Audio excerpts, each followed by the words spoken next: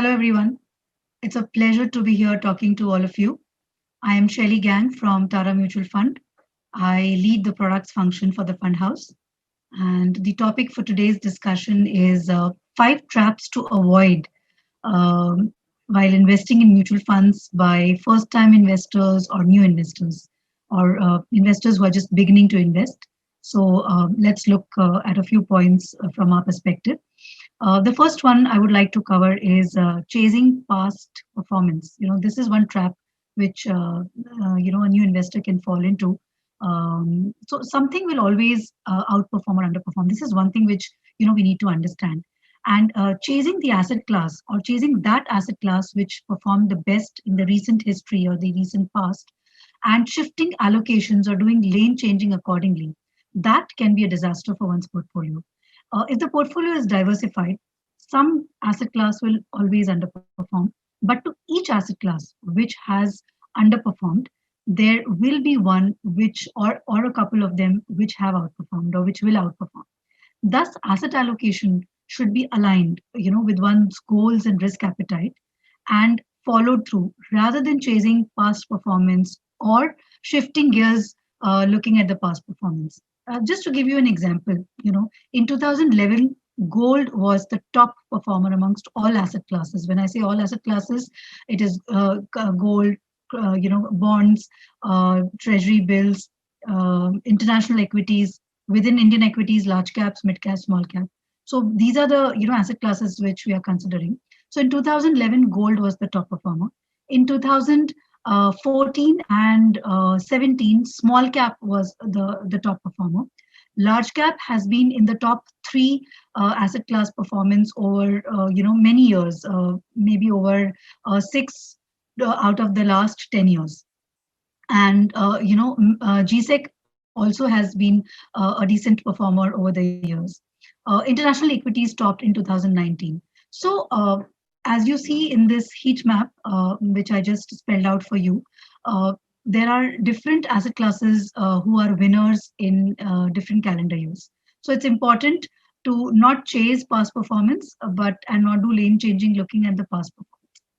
Another point under the same is I would suggest is one should check for rolling returns. So one is a period to period, point to point return, which is from one point to another point, like let's say from 1st January 2018 to 31st December to 2020. That could be one period where somebody is looking at what returns. But it's important also to see a rolling return. What does a rolling return mean? It means that one should assess what is the performance or what is the average performance of a fund, let's say, uh, for a 5 year period. But in that 5 year, a daily 3 year rolling return was taken, a daily return. So today, what is the last 3 years return? Tomorrow, next day, what is the last 3 years return? The next day, again after that, what has been the last 3 year returns? And like this, if you see the returns as on each day for the last 3 years, and do an average, a person will get a perspective on what the actual average return for that fund for that period has been, because one single period point to point return could mislead sometimes if the markets have been too volatile in that phase or in that period or on that day if the market has been very, very volatile. So that's another point I would bring up under this. The next trap which somebody should avoid is failing to diversify. If one is an expert, then one can identify the best asset class and invest his or her earnings and savings into that opportunity of a lifetime. But for others, it's important to practice diversification. The problem could be that every single asset class that we love or that one person has inclination for will have a day where it could drop in large proportions. And if that period comes in later in life, you know, a person or an investor will not have enough time to make up for it. That is why it's very, very important to diversify. And how can you diversify? Look at asset classes, various asset classes, as we spoke, just recently. Look at various sectors. It could be cyclicals or defensives, and under cyclicals, you could, like banking and financials, infrastructure. Defensives could be your FMCG, pharma, IT. So you could have a good mix of both cyclicals and defensive sectors. You could also look at various platforms, because each platform has certain unique things which they capture. So MFs, PMS, AIFs, you could diversify like that as well.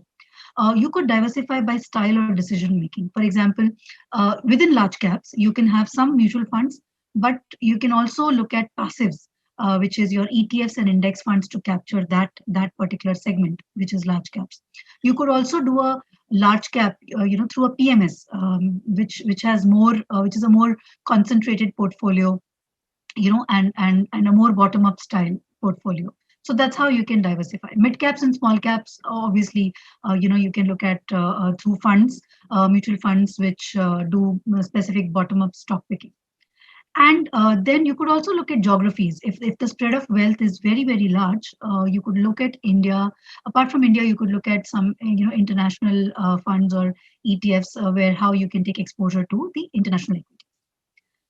The third point, the third trap, I would like to mention here is, you should act only as per your temperament. So you should not fall for the trap of being too emotional about your investments. If you cannot, you can decide on the allocations towards different asset classes or instruments or funds once you have an idea of the kind of volatility or the volatility in price that has existed historically. And why is that important? It is important to know the risk levels so that you can map that to your uh, temperament or to your capacity of how much risk you can take. Because when investments or investment decisions are being based considering this, what is the risk existing in the asset class and what is the risk that you can take, you it is possible for the person or the investors to stay invested or stay put through the bad times. And you can avoid uncalled for or impulsive actions. Like there have been investors who've just looked at the phase of March and redeemed the portfolios on between 16th and 23rd March, and 23rd March to 2020 was the bottom. And after that, in hindsight, how the indices or the fund NAVs have moved back up.